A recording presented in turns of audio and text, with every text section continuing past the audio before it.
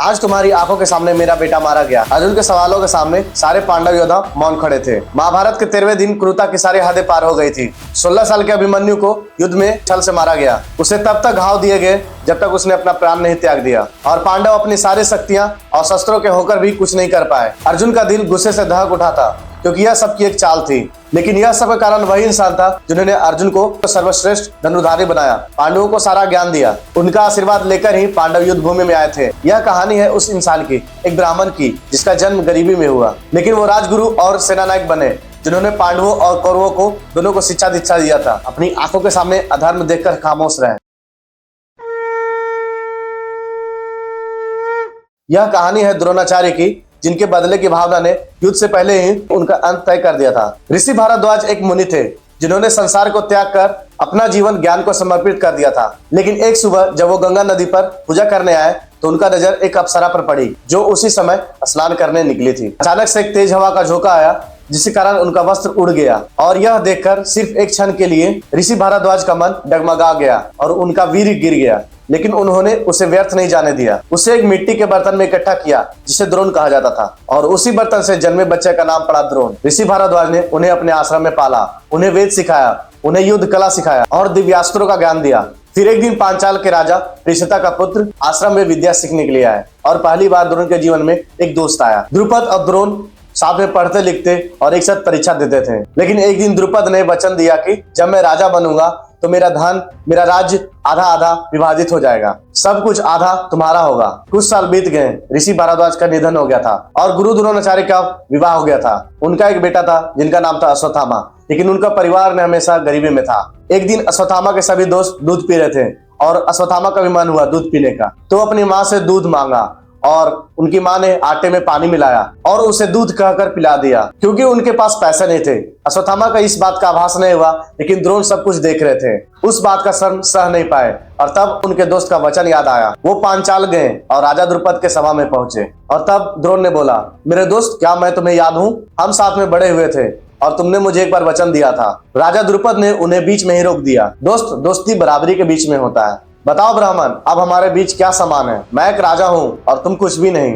मेरी सभा से निकल जाओ। द्रोणाचार्य के अपने अपमान का विश्वास नहीं हो रहा था। वह एक क्षण के लिए वहां पे खड़े रहे, उस आदमी को देखते हुए जिसे वह कभी अपना भाई कहते थे। फिर वह घूमकर बाहर चले गए, लेकिन उस समय उन्होंने ठान लिया था कि वह इस बात का बदला जरूर लेंगे। एक दिन द्रुपद को इसका मोल चुकाना होगा।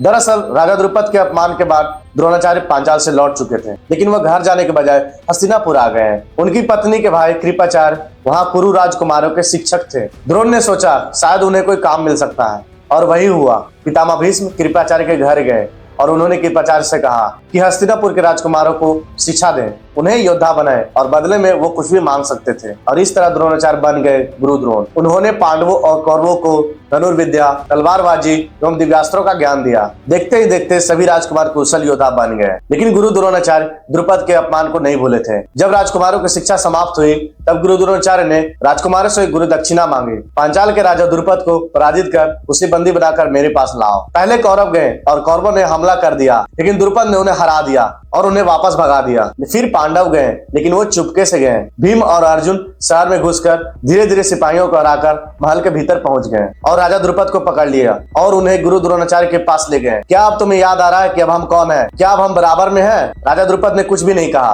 फिर द्रोण बोले, अब तुम्हारा राज मेरा है। मैं सब कुछ ले सकता हूँ, तुम्हें बर्बाद कर सकता हूँ, लेकिन मैं ऐसा करूंगा नहीं। लेकिन मुझे याद है दोस्ती का महत्व क्या होता है। जैसे कि तुमने मुझे वचन दिया था, मैं तुम्हारे राज का आधा हिस्सा लूंगा, बाकी आधा राज मैं तुम्हें वापस कर रहा हूँ। अब हम बराबर हैं, अब हम फिर से दोस्त बन सकते हैं। यह कहकर उन्होंने राजा द्रुपद को आजाद कर दिया और उन्होंने अपना आधा राज्य लेकर चले गए। गुरु द्रोणाचार्य को लगा कि उन्हें अपना प्रतिशोध मिल गया, धन और सम्मान मिला, उन्हें एक नई दोस्ती मिली। लेकिन राजा द्रुपद के मन में एक नई आग धधक रही थी। गुरु द्रोण नहीं जानते थे कि यह घटना एक दिन उनके अंत का कारण बनेगी। द्रोणाचार्य की निष्ठा हमेशा से ही हस्तिनापुर के सिंहासन से जुड़ी हुई थी। उनका कर्तव्य ही उनका कर्म और धर्म बन चुका था, जिसका मतलब यह था कि किसी भी हाल में वह हस्तिनापुर के साथ ही खड़े रहेंगे, चाहे वो गलत ही क्यों न हो। इसलिए वो चुप रहे जब दुर्योधन ने चौरस में धोखा दिया और पांडव अपना सब कुछ हार गए। उन्होंने सर्व से अपना सर झुका लिया जब द्रौपदी को दरबार में लाया गया। अपमानित किया गया, सबके सामने उनका वस्त्र हरण करने का प्रयास किया गया। वह देखते रहे जब पांडवों को 13 साल का वनवास दिया गया और जब पांडव लौटे तब उन्हें 5 गांव देने से इनकार कर दिया गया और आखिर में युद्ध अनिवार्य हो गया जब कुरुक्षेत्र की भूमि पर युद्ध के शंख बजाए गए। गुरु द्रोण कौरवों के साथ खड़े थे क्योंकि वो कर्तव्य से बंधे हुए थे। 10 दिन तक भीष्म पितामह के नेतृत्व में पांडवों के खिलाफ लड़ते रहे और 10वें दिन भीष्म पितामह की हार हुई और फिर कौरवों ने गुरु द्रोण को अपना सेनापति नियुक्त किया। द्रोणाचार्य ने सेनापति का पद स्वीकार किया, लेकिन उन्होंने एक शर्त रखा कि वो पांडवों का वध नहीं करेंगे, युधिष्ठिर को जीवित पकड़ेंगे ताकि युद्ध बिना खून खराबे किए समाप्त हो जाए। लेकिन हर बार जब वो युधिष्ठिर के पास पहुंचते तब अर्जुन बीच में आ जाते हैं। दुर्योधन क्रोध से भर गया और उसने गुरु द्रोण की निष्ठा पर सवाल उठाया, उन्हें गद्दार बुलाया और गुरु द्रोणाचार्य ने इस अपमान से क्रोधित होकर एक नया निर्णय लिया। 13वें दिन उन्होंने चक्रव्यूह बनाया, एक खतरनाक जाल जिसमें कोई भी एक बार अंदर घुस जाए तो बाहर निकलना असंभव हो जाता था और सिर्फ अर्जुन ही था जिसे यह तोड़ना आता था। लेकिन गुरु द्रोणाचार्य ने बड़ी चालाकी से अर्जुन को युद्ध से दूर भेज दिया और पांडव सेना अपने महत्वपूर्ण धनुर्धारी के बगैर रहे। लेकिन तभी अभिमन्यु सामने आया और उसने कहा, लेकिन मैं जाऊंगा चक्रव्यूह के अंदर। अभिमन्यु किसी तूफान के समान कौरव सेना के बीच घुस गया। उसने चक्रव्यूह के बाहरी परतों को आंधी की तरह तोड़ दिया, कोई उसे रोक नहीं पा रहा था। अगर यह सब ऐसा ही चलते रहता तो कौरवों की हार निश्चित था। लेकिन तब गुरु द्रोण ने एक ऐसा कदम उठाया जो युद्ध के नियम के खिलाफ था। सिंधु के राजा जयद्रथ ने अभिमन्यु को चक्रव्यूह के अंदर घुसने के बाद दरवाजे को बंद कर दिया था, जिससे पांडव पीछे रह गए।